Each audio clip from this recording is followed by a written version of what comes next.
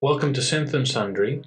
A few years ago, I got this book called 74 Creative Strategies, Tips for Making Music and Getting Out of Sticking Points in the Production Process, but I've never used it systematically. What I want to try to see is what happens if I use all 74 strategies, one after the other. What kind of track or composition comes out of that?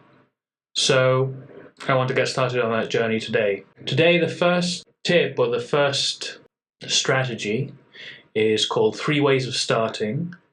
Out of the 3 options, I'm going to pick the one that focuses on starting with a foundation, whatever that might mean, because the book does encourage you to kind of read around what the suggestion is to apply it to your genre or the way that you make music.